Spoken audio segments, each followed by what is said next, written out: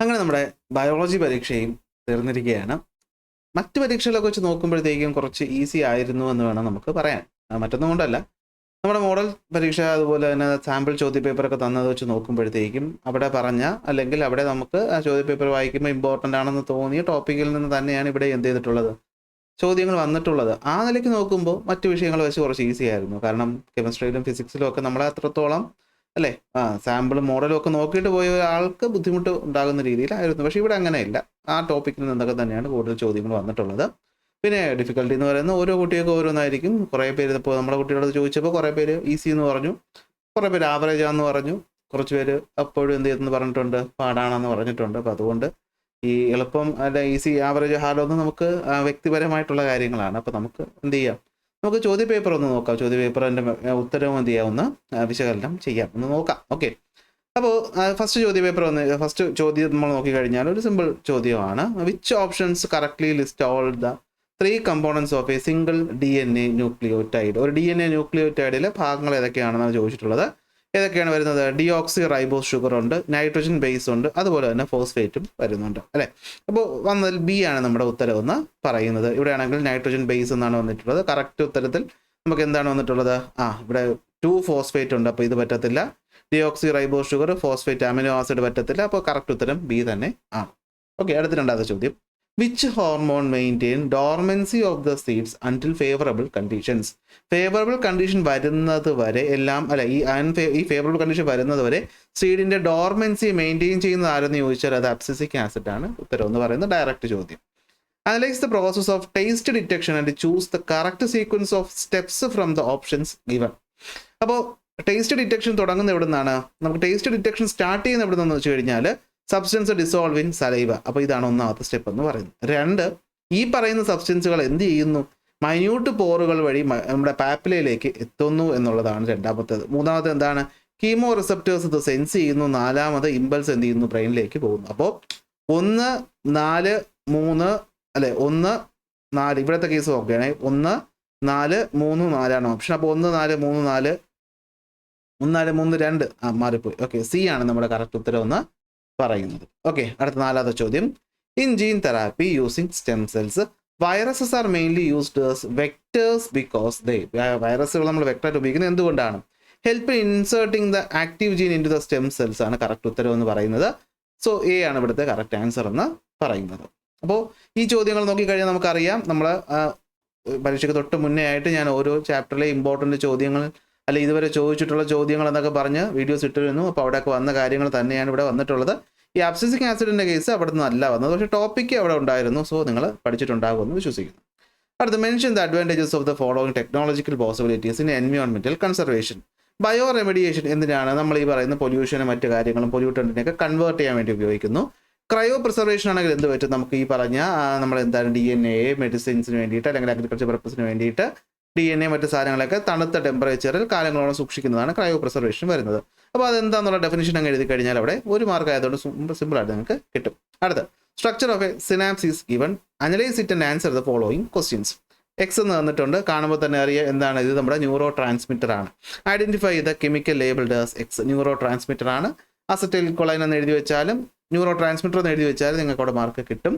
Mention the role in the transmission of impulses to only 1 direction. അറിയാമല്ലോ, ന്യൂറോ ട്രാൻസ്മിറ്ററിന് എന്ത് ചെയ്യാൻ പറ്റും? ഈ പറയുന്ന പോസ്റ്റ് സിനാപ്റ്റിക് മെമ്പറൈനുമായിട്ട് ചേർന്നിട്ടാണ് എന്ത് ഫോം ചെയ്യാൻ പറ്റുന്നത്? ഒരു ബൈൻഡ് ചെയ്യാൻ പറ്റുന്നത്. അപ്പോൾ അതുകൊണ്ട് ഈ പറഞ്ഞ യൂണി ഡയറക്ഷൻ മാത്രമേ ഇമ്പൾസ് എന്ത് ചെയ്യത്തുള്ളൂ, ഫ്ലോ ചെയ്യത്തുള്ളൂ എന്നതാണ് നമ്മളിവിടെ എഴുതി വെക്കേണ്ടത്. സോ ആ മീനിങ് വരുന്ന എന്ത് നിങ്ങൾ എഴുതി വെച്ചാലും അവിടുത്തെ മാർക്ക് നിങ്ങൾക്ക് ഉറപ്പായിട്ട് കിട്ടും. അടുത്തല്ലെങ്കിൽ അത് എഴുതിയില്ലെങ്കിൽ ഓർ ക്വസ്റ്റ്യൻ ഉണ്ട്. When we feel fear or tension the heartbeat increases and the digestion slows down without our control. Name the division of the autonomic nervous system that controls these actions. ഏതാണ് ആദ്യം വരുന്നത്? Sympathetic ആണ് അല്ലേ. അപ്പോൾ sympathetic nervous system ഒന്നിവിടെ എഴുതി വെച്ച് കഴിഞ്ഞാൽ നിങ്ങൾക്ക് അവിടെ മാർക്ക് കിട്ടും. Write any 2 other actions controlled by the nervous system during such situations. എന്തൊക്കെ എഴുതാൻ പറ്റും? നമുക്ക് ഡൈജഷൻ കുറയുന്ന എഴുതാൻ പറ്റും, ഹാർട്ട് ബീറ്റ് സ്ലോ ഡൗൺ ചെയ്യുന്ന പറയാൻ പറ്റും, പ്യൂപ്പിൾ ഡയലേറ്റ് ചെയ്യുന്നതായിരിക്കും, നമ്മുടെ ലങ്സ് എക്സ്പാൻഡ് ചെയ്യുന്നതായിരിക്കും. അങ്ങനെ ഏതെങ്കിലും 2 ഫംഗ്ഷൻ എഴുതി വെച്ചാൽ അവിടെ മാർക്ക് കിട്ടും. 7ാമത്തെ ചോദ്യം. A doctor prescribed an antibiotic to a patient and advised continuing the full course even after the symptoms improve. Symptom improve ചെയ്ത് കഴിഞ്ഞാലും മരുന്നിൻ്റെ കോഴ്സ് കംപ്ലീറ്റ് ചെയ്യണമെന്ന് ഡോക്ടർ പറഞ്ഞു. Identify the type of pathogen that can be destroyed using an antibiotic. Antibiotic വെച്ച് കൊല്ലാൻ പറ്റുന്ന ഏതാണ്? ആന്റിബയോട്ടിക്കിലും B ഉണ്ട്, ബാക്ടീരിയയിലും ബി ഉണ്ട്. സോ ഉത്തരം എന്താണ്? ബാക്ടീരിയ.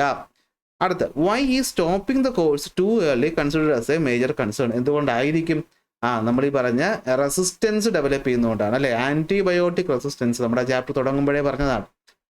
ആന്റിബയോട്ടിക് റെസിസ്റ്റൻസ് ഉണ്ടാവും, അതായത് നമ്മൾ മരുന്ന് കഴിച്ച് കംപ്ലീറ്റ് ചെയ്തില്ലെങ്കിൽ എന്ത് പറ്റും? ആ പറയുന്ന ബാക്ടീരിയ ഇവോൾവ് ചെയ്യാൻ തുടങ്ങും അല്ലേ? അതിനകത്തും ഒരുത്തനുണ്ടാവും സർവൈവ് ചെയ്യാൻ കഴിവുള്ളവൻ. അവൻ നമ്മുടെ ഡാർവിൻ്റെ പരിണാമ സിദ്ധാന്തം അനുസരിച്ച് ഫിറ്റസ്റ്റ് ആയിട്ടുള്ള ആൾ സർവൈവ് ചെയ്ത് അവൻ പിന്നെ എന്തായിട്ട് മാറും? പുതിയൊരു വെറൈറ്റി ബാക്ടീരിയ ആയിട്ട് മാറി നമുക്ക് പണി തരും. അടുത്ത 8, the steps involve in the recombinant DNA technology is illustrated below. Recombinant DNA technology തന്നിട്ടുള്ളത്. Identify the DNA into which the cut human gene is ligated. ഏത് DNA-യിലോട്ടാണ് ഇത്? കാരണം ഇത് ഒന്നുകിൽ ഇത് ബാക്ടീരിയയുടേത്, അല്ലെങ്കിൽ നമുക്ക് എന്ത് പറയാം, പ്ലാസ്മിഡിൻ്റെ DNA-യിലോട്ടാണ് മനുഷ്യൻ്റെ ഈ പറഞ്ഞ ഡിസൈഡ് DNA നമ്മൾ കട്ട് ചെയ്തിട്ട് അകത്തേക്ക് കൊടുക്കുന്നത്. അപ്പോൾ ഐഡന്റിഫൈ ചെയ്യാനേ പറഞ്ഞിട്ടുള്ളൂ. അപ്പോൾ എന്താണ്? പ്ലാസ്മിഡ് അല്ലെങ്കിൽ ബാക്ടീരിയൽ DNA എന്ന് പറഞ്ഞാൽ മതി. അടുത്ത, what happens when X is inserted into the host cell? X എന്ന് വെച്ചാൽ എന്താണ്? ഇവനെ ഇതിനകത്തേക്ക് ഇൻസേർട്ട് ചെയ്യുമ്പോൾ എന്ത് സംഭവിക്കും എന്ന് വെച്ച് കഴിഞ്ഞാൽ, when this gene become active the desired product is produced. ഇൻസുലിൻ്റെ കേസ് നമ്മൾ പഠിച്ചു ഓർക്കുന്നില്ലേ? അതാണ് ഇവിടെ വരുന്നത്. അടുത്ത, ബി, CRISPR is a modern technology used for precise DNA editing. Explain the role of the following in the technology. എത്രയോ തവണ വന്നത് അല്ലേ? ഗൈഡ് RNA ഐഡന്റിഫൈ ചെയ്യാൻ വേണ്ടിയിട്ട്, കേസ് 9 എൻസൈംസ് ഐഡന്റിഫൈ ചെയ്ത DNA കട്ട് ചെയ്യാൻ വേണ്ടിയിട്ട്. അടുത്ത, how does CRISPR gene editing help to change the characteristics of N organism എന്ന് ചോദിച്ചു കഴിഞ്ഞാൽ നമുക്ക് എന്ത് പറയാൻ പറ്റും? പ്രിസൈസ് ആയിട്ട് ജീൻ എഡിറ്റ് ചെയ്ത് നമുക്ക് ഡിസൈഡ് ട്രൈറ്റിനെ കൊണ്ടുവരാനോ അല്ലെങ്കിൽ അൺഡിസൈഡ് ട്രൈറ്റിനെ റിമൂവ് ചെയ്യാനോ ഈ ടെക്നോളജി ഹെൽപ്പ് ചെയ്യുന്നു എന്നതാണ് അവിടെ പറയേണ്ടത്. അവിടെ ട്രൈറ്റ് റിമൂവ് ചെയ്യുന്നു, ട്രൈറ്റ് ആഡ് ചെയ്യാൻ പറ്റുന്നു എന്നുള്ള പോയിന്റ്സ് ഒക്കെ അവിടെ വന്നിട്ടുണ്ടെങ്കിൽ നിങ്ങളുടെ ഉത്തരത്തിൽ മാർക്ക് കിട്ടും. ഓക്കെ, 9ാമത്തെ ചോദ്യം, identify the figure related to clear vision in dim light.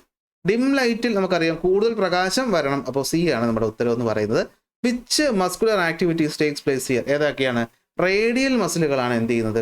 Contract ചെയ്യുന്നത്. റേഡിയൽ മസിലാണ് എന്ത് ചെയ്യുന്നത്? കോൺട്രാക്ട് ചെയ്യുന്നത്. ഇവിടെ കാണാൻ പറ്റുന്നുണ്ട്. ഓക്കെ, ഇവിടെ ആരോ മാർക്ക് ഉണ്ട്. റേഡിയൽ മസിലാണ് ഉത്തരം എന്ന് പറയുന്നത്. സർക്കുലറിലെ റേഡിയലാണ്.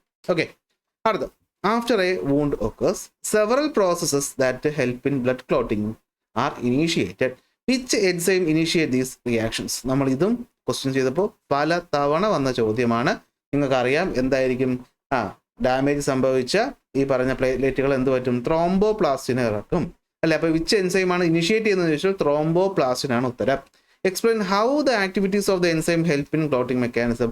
ത്രോംബോപ്ലാസ്റ്റിന് എന്ത് പറ്റും? ത്രോംബിനെ ത്രോംബിനാക്കി മാറ്റും, അത് ഫൈബ്രിനാക്കി മാറ്റും. അതാണ് ഇവിടെ എഴുതേണ്ടത്. സെറ്റല്ലേ? അപ്പോൾ ഇതുവരെ ഉള്ള ചോദ്യം കണ്ടോ? ഒന്നും അങ്ങനെ ഇൻഡയറക്റ്റ് ആക്കിയോ? സത്യമായി നമ്മുടെ ടേം 1-നാണെന്ന് തോന്നുന്നു. ബയോളജി ഭയങ്കര പാടായിരുന്നു. പക്ഷെ അതൊക്കെ വെച്ച് നോക്കിയാൽ ഇത്തവണ നല്ല ഈസിയാണ്. അടുത്ത് 11ാമത്തെ ചോദ്യം, എക്സ്പെക്ട് ചെയ്ത ടോപ്പിക്ക് തന്നെയാണ്. Protein synthesis. Identify the molecule labelled as X. X എന്ന് വെച്ചാൽ എന്താണ്? ഇവിടുന്ന് കോപ്പി ചെയ്ത് പോകുന്ന ആളാണ്. അപ്പോൾ ഏത്? mRNA, മെസ്സഞ്ചർ RNA എന്നതാണ് ഇവിടുത്തെ ഉത്തരം. Mention the role in protein synthesis. ഈ mRNA ആണ് എന്ത് ചെയ്യുന്നത്? കോപ്പി ചെയ്ത മെസ്സേജ് അല്ലെങ്കിൽ protein amino acid sequence and transfer it to the ribosome. റൈബോസോമിലേക്ക് മെസ്സേജ് കൊണ്ടുപോകുന്നത് അല്ലെങ്കിൽ അമിനോ ആസിഡിന്റെ ഓർഡർ കൊണ്ടുപോകുന്നത് ഇവനാണ്. അതാണ് എഴുതി വെക്കേണ്ടത്. അടുത്ത, a tall round seed plant is crossed with a dwarf wrinkle seed plant. Write the genotype and phenotype of the F1 generation. Genotype എന്ന് വെച്ച് കഴിഞ്ഞാൽ ജീനാണ്. ഏതൊക്കെയാണ്? Capital T, small t, capital R, small r ആണ് ജീനോടൈപ്പിൽ എഴുതേണ്ടത്. Phenotype എന്ന് വെച്ച് കഴിഞ്ഞാൽ അത് എന്ത് തരം ചെടിയാണ്? അത് ടോൾ ആൻഡ് റൗണ്ട് സീഡുള്ള ചെടിയായിരിക്കും അവിടെ ഫോം ചെയ്തിട്ടുള്ളത്. അതാണ് അവിടുത്തെ ഫീനോടൈപ്പ് എന്ന് പറയുന്നത്. If the F1 plant is self pollinated, write the possible phenotype. ഫീനോടൈപ്പാണ് ചോദിച്ചിട്ടുള്ളത്. എന്തൊക്കെ ടൈപ്പ് ചെടി ഉണ്ടാവും? നമുക്കറിയാം അല്ലേ? Capital T, small t, capital R, small r. അല്ലെങ്കിൽ ഇങ്ങനെ പറയാം, നമുക്ക് പറയാം എന്താണ്? ടോള് റൗണ്ട് സീഡുള്ള ചെടി ഉണ്ടാകും. അതുപോലെ ടോള് റിങ്കിൾഡ് സീഡുള്ള ചെടി ഉണ്ടാകും. ഡോർഫ് റൗണ്ട് സീഡ് ഉണ്ടാകും. ഡോർഫ് റിങ്കിൾഡ് സീഡ് ഉണ്ടാകും. ഇത് 3 ഒരുപോലെ അല്ല 3:1 എന്നൊക്കെ പറഞ്ഞ് എഴുതി ഇത് ഉത്തരം എഴുതി കഴിഞ്ഞാൽ അവിടെ 2 മാർക്ക് കിട്ടും. വരച്ച് കണ്ടുപിടിച്ച് എഴുതി വെച്ചാലും മാർക്ക് അവിടെ കിട്ടും. ഓക്കെ, അടുത്ത് ഓർ ക്വസ്റ്റ്യൻ ഉണ്ട്. By giving suitable examples based on the hint explain there are various situations which differ from the Gregor Mendel's hypothesis. Hint തന്നിട്ടുണ്ട്. ചോദ്യം വായിച്ച് മറ്റൊന്ന് മനസ്സിലാക്കിയില്ലെങ്കിലും ഇത് വായിക്കുമ്പോൾ പിടി കിട്ടും. ഇതെന്താണെന്നാണ് ചോദിച്ചിട്ടുള്ളത്. ഇൻകംപ്ലീറ്റ് ഡോമിനൻസ് എന്ന് വെച്ച് കഴിഞ്ഞാൽ എന്താണ്? ഒരു അലിയിൽ കംപ്ലീറ്റ് ആയിട്ട് മറ്റൊന്നിനെ ഡോമിനേറ്റ് ചെയ്യാൻ പറ്റുന്നില്ല. Pink flower. കോ ഡോമിനൻസ് എന്ന് വെച്ച് കഴിഞ്ഞാൽ രണ്ട് അലീൽ ഒരുമിച്ച് എക്സിസ്റ്റ് ചെയ്യുന്നു, roan coat of cattles. Polygenic inheritance എന്ന് വെച്ച് കഴിഞ്ഞാൽ മോർ ദാൻ 2 ജീൻസ് അല്ലേ, ഒരു കാര്യത്തിന് ഒരു ഫാക്ടറിനെ കൺട്രോൾ ചെയ്യുന്നു. ഇവിടെ ബ്ലഡ് ഗ്രൂപ്പിൻ്റെ കാര്യത്തിൽ പഠിച്ചു. അത് മൂന്നും അങ്ങോട്ട് എഴുതി വെച്ച്, എക്സാമ്പിൾ അല്ല അത് എന്താണെന്നുള്ളത് എഴുതി വെച്ച് കഴിഞ്ഞാൽ അവിടെ നമുക്ക് മാർക്ക് കിട്ടും. എക്സാമ്പിളോട് എഴുതിയാൽ അത്രയും നല്ലത്. 13ാമത്തെ ചോദ്യം, identify the fluid indicated by the statement given below and write any 2 of its functions.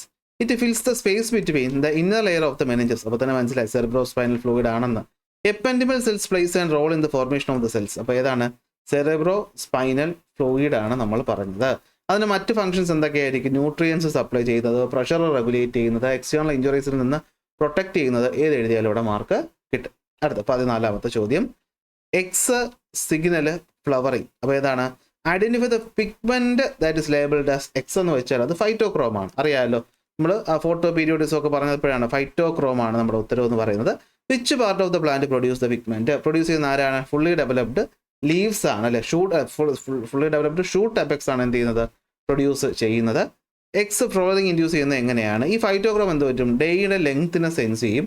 ഈ ഡേയുടെ ലെങ്ത്തിനെ സെൻസ് ചെയ്തിട്ട്, ഡേ നൈറ്റിൻ്റെ ലെങ്ത്തിനെ സെൻസ് ചെയ്തിട്ട് അതിന് എന്ത് പറ്റും? ഇമ്പൾസ് കൊടുക്കും. അങ്ങനെ ഇമ്പൾസ് കൊടുക്കുമ്പോഴാണ് നമ്മൾ എന്ത് ചെയ്യുന്നത്? ഈ പറയുന്ന ഫ്ലവറിങ് കറക്റ്റ് സീസണിൽ അല്ലെങ്കിൽ കറക്റ്റ് സമയത്ത് ഈ പറയുന്ന ഫ്ലവറിങ് ഉണ്ടാകുന്നത്.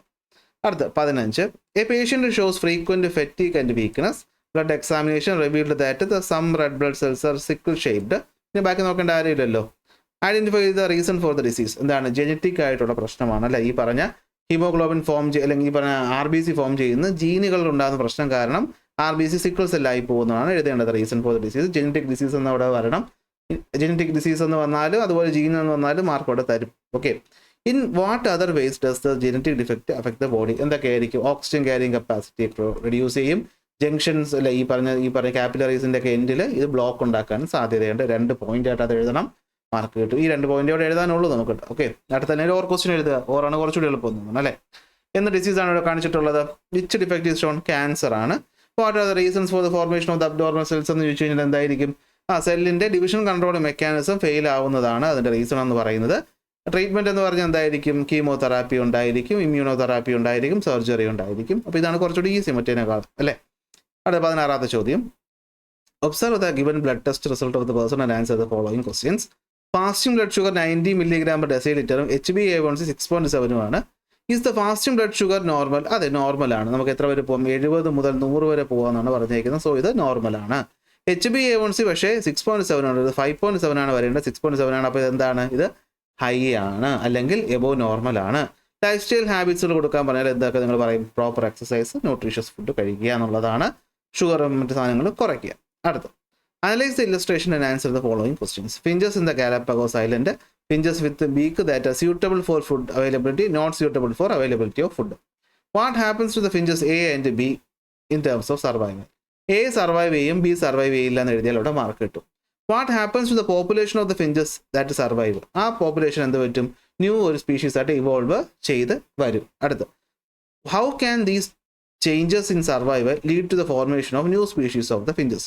എന്ത് പറ്റും? സർവൈവൽ ഓഫ് ദ ഫിറ്റസ്റ്റ് എന്ന പോയിന്റ് ആണ് നമ്മളവിടെ എഴുതേണ്ടത്, അല്ലെങ്കിൽ നാച്ചുറൽ സെലക്ഷൻ ആണ് അവിടെ എഴുതേണ്ട പോയിന്റ് മെയിനായിട്ട് വേണ്ടത്. നാച്ചുറൽ സെലക്ഷൻ അനുസരിച്ച് ഈ പറഞ്ഞ സർവൈവ് ചെയ്തതിനകത്തും ഏറ്റവും കൂടുതൽ ഫിറ്റസ്റ്റ് ആയിട്ടുള്ള ആൾ എന്ത് ചെയ്യും? അവർ വീണ്ടും ഇവോൾവ് ആയിട്ട് വരും. അങ്ങനെ ഇവോൾവ് ആയി അവർ പുതിയൊരു ഗ്രൂപ്പായിട്ട് മാറും. ആ പോയിന്റുകളൊന്ന് ഈ മീനിങ് വരുന്ന പോയിന്റുകളൊക്കെ നിങ്ങളുടെ ഉത്തരത്തിനകത്തുണ്ടെങ്കിൽ മാർക്ക് തരും. ഫുള്ളൊന്നും ആ ഒരു ടീച്ചർ വായിച്ചു നോക്കാൻ പോകുന്നില്ല, എങ്കിലും ഈ പോയിന്റൊക്കെ അവിടെ വരണം. Okay. Last, redraw the diagram, label it by identifying the parts indicated in the statement given below. പടം വരയ്ക്കണം, കണ്ണ് വരയ്ക്കണം, കണ്ണുറപ്പാണെന്ന് പറഞ്ഞിരുന്നു. Part that allow light to enter the eye. ഏതാണ്? കോർണിയ. അപ്പോൾ എ എന്ന് പറയുന്നത് നിങ്ങൾ കോർണിയ മാർക്ക് ചെയ്ത് വയ്ക്കണമായിരുന്നു. Part that adjust the curvature of the lens, ciliary മസിലാണ്. സീലിയറി മസിൽ നിങ്ങൾ വരച്ച് കാണിക്കണം. Part the where cone cells are abundant എന്ന് പറയുന്ന യെല്ലോ സ്പോട്ടാണ്. യെല്ലോ സ്പോട്ട് നിങ്ങൾ എന്ത് ചെയ്യണം? ഐഡന്റിഫൈ ചെയ്ത് ഇങ്ങനെ മാർക്ക് ചെയ്ത് വെച്ച് കഴിഞ്ഞാൽ നിങ്ങൾക്ക് അവിടെ 3 മാർക്ക് കിട്ടും. ഈ പോയിന്റ് എന്ന് പറയുന്നത് അല്പം അങ്ങോട്ടോ ഇങ്ങോട്ടോ അല്ലെങ്കിൽ ഇവിടെ ഇങ്ങോട്ടോ അങ്ങോട്ടോ ഒന്നും മാറിപ്പോയെന്ന് വെച്ചാൽ കുഴപ്പമില്ല. കറക്റ്റ് പേര് കറക്റ്റ് ആയിരിക്കണം, ഏതാണ്ട് ലൊക്കേഷനും കറക്റ്റ് ആയിരിക്കണം. അടുത്ത, ഇയറും പ്രതീക്ഷിച്ചിരുന്നത് തന്നെയാണ്. എക്സ് സെമി സർക്കുലർ കനാലാണ് അല്ലേ, വെസ്റ്റിബ്യൂളിൽ സെമി സർക്കുലർ കനാലാണ്. വൈ എന്ന് പറയുന്നത് കോക്ലിയാണ്. അപ്പോൾ ഐഡന്റിഫൈ ചെയ്യാനാണ് ചോദിച്ചിട്ടുള്ളത്. അപ്പോൾ വരയ്ക്കാൻ സമയമില്ലെങ്കിൽ ഇത് എഴുതി വെച്ചാൽ മതി. What will be the effect of the rotational movement of the head in X? Rotational movement of the head, ഈ പറയുന്ന എൻഡോലിംബ് എന്ത് ചെയ്യും? മൂവ് ചെയ്യും. അത് ഹെയർ സെൽസിനെ സ്റ്റിമുലേറ്റ് ചെയ്യും. അതനുസരിച്ച് ഇമ്പൾസ് പോകും. അടുത്ത് വൈ ഹിയറിങ്ങിന് ഹെൽപ്പ് ചെയ്യുന്ന എങ്ങനെയാണെന്ന് വെച്ച് കഴിഞ്ഞാൽ ഈ പറയുന്ന ഓബൽ വിൻഡോ വൈബ്രേറ്റ് ചെയ്യും, അതനുസരിച്ച് ഈ പറയുന്ന എൻഡോലിംബ് വൈബ്രേറ്റ് ചെയ്യും, അത് ബെരിലിംബ് വൈബ്രേറ്റ് ചെയ്യും, ഓർഗൻ ഓഫ് കോർട്ടയിൽ പോകും, ഓർഗൻ ഓഫ് കോർട്ടയിൽ ഹെയർ സ്റ്റെൽസ് വൈബ്രേറ്റ് ചെയ്ത് ഇമ്പൾസ് ഉണ്ടാകും. അതവിടെ എഴുതി വെച്ചാൽ 2 മാർക്ക് കിട്ടും. തീർന്നു അല്ലേ? അപ്പോൾ മൊത്തത്തിൽ നോക്കിക്കഴിഞ്ഞാൽ നമുക്ക് ഫൈനൽ വേർഡിക്റ്റ് ആയിട്ട് വേണമെങ്കിൽ എന്ത് പറയാം? ആവറേജ് എന്നോ അല്ലെങ്കിൽ എബവ് ആവറേജ് എന്നോ നമുക്ക് വിലയിരുത്താൻ പറ്റുന്ന ഒരു ചോദ്യ പേപ്പറാണ്. ഓക്കെ അല്ലേ? എന്നുവെച്ചാൽ ഞാൻ ഉദ്ദേശിച്ചത് അങ്ങ് ഈസി ആണോ എന്ന് ചോദിച്ചാൽ അങ്ങ് ഒരുപാട് ഈസി എന്ന് പറയാൻ പറ്റത്തില്ല. വലിയൊരു പാടുള്ള ഇൻഡയറക്റ്റ് ചോദ്യങ്ങളുള്ള ഇതാണോ എന്ന് വെച്ചാലും അല്ല. മാക്സിമം ഒരു ഈസിക്ക് അടുപ്പിച്ച് വരുന്നൊരു ടൈപ്പ് ചോദ്യ പേപ്പർ ആയിരുന്നു ഇത്. അപ്പോൾ എല്ലാവരും നല്ല രീതിയിൽ എഴുതിയിട്ടുണ്ടാകുമെന്ന് ഞാൻ വിശ്വസിക്കുന്നു. അപ്പോൾ പരീക്ഷയൊക്കെ കഴിഞ്ഞു. ഇനി നിങ്ങൾക്ക് വിശ്രമിക്കാനുള്ള സമയം തന്നെയാണ്. കാരണം ഇനി വരാൻ പോകുന്നത് അത്ര എളുപ്പമുള്ളൊരു സമയമല്ല. +1 +2 എന്ന് പറയുന്നത് നിങ്ങൾ 10 പഠിച്ച പോലെ അല്ല. വളരെ വളരെ വളരെ ടഫാണ്. അതായത് 10ാം ക്ലാസ് എന്ന് പറയുന്നത് ഒരു 100ൻ്റെ സ്കെയിലിൽ ഞാനൊരു 60% ഡിഫിക്കൽട്ട് ആണെങ്കിൽ +1 +2 എന്ന് പറയുന്ന ഒരു 95% എങ്കിലും ഡിഫിക്കൽട്ട് ആയിരിക്കും. നിങ്ങൾ ഇതുവരെ പഠിച്ചൊരു രീതിയേ അല്ല. ഇനി അങ്ങോട്ട് കുറച്ച് മാറ്റമാണ്. സോ തയ്യാറെടുക്കുക. അതിനോടൊപ്പം തന്നെ കുറച്ച് ദിവസമൊക്കെ എന്ത് ചെയ്യുക, ഇഷ്ടത്തിന് അങ്ങോട്ട് ആഘോഷിക്കുക. അതിനുശേഷം അഡ്മിഷൻ റിസൾട്ട് വരും. അത് കഴിഞ്ഞ് അഡ്മിഷൻ ഉണ്ടാകും. ചിലർക്ക് ഇഷ്ടപ്പെട്ട ബ്രാഞ്ച് കിട്ടും, ചിലപ്പോൾ കിട്ടിയില്ലെന്ന് വരും. കിട്ടിയില്ലെന്ന് വെച്ച് വിഷമിക്കേണ്ട ആവശ്യമൊന്നുമില്ല. റിസൾട്ട് ചിലപ്പോൾ നമ്മൾ പ്രതീക്ഷയോടെ വരണമെന്നില്ല. അതൊന്നും കാര്യമാക്കണ്ട. നമ്മുടെ മുമ്പിൽ എന്താണോ വരുന്നത് അത് നമ്മളങ്ങ് ഫേസ് ചെയ്യുക എന്നുള്ളതേ ഉള്ളൂ. അവർ ടെൻഷനൊന്നും തലയിൽ വയ്ക്കരുത്. ഇതിൻ്റെ റിസൾട്ടാണ് ജീവിതത്തിൻ്റെ അവസാനം എന്നൊന്നും ഒരിടത്തും പറഞ്ഞിട്ടില്ല. ഇനി പഠിച്ചാലും ഇനിയും നമുക്ക് നന്നാവാന്നുള്ളതേ ഉള്ളൂ. അല്ലെങ്കിൽ നമുക്ക് മാർക്ക് സ്കോർ ചെയ്യാന്നുള്ളതേ ഉള്ളൂ ഇനി വരുന്ന ക്ലാസ്സസിൽ. സോ എല്ലാവരും ഹാപ്പി ആയിട്ടിരിക്കുക. ഇനി വരുന്ന +1 ക്ലാസ്സസ് എടുക്കാൻ പറ്റുമെന്ന് ചോദിച്ചാൽ എനിക്ക് ഉറപ്പില്ല. ഞാൻ ശ്രമിക്കാം. ഓക്കെ, തൽക്കാലം ഇപ്പോൾ ഒന്നും പറയാൻ പറ്റാത്തൊരു സിറ്റുവേഷനാണ്. സോ പറ്റുവാണെങ്കിൽ അടുത്ത ക്ലാസ്സിൽ അടുത്ത ടോപ്പിക്കായിട്ട് കാണാം.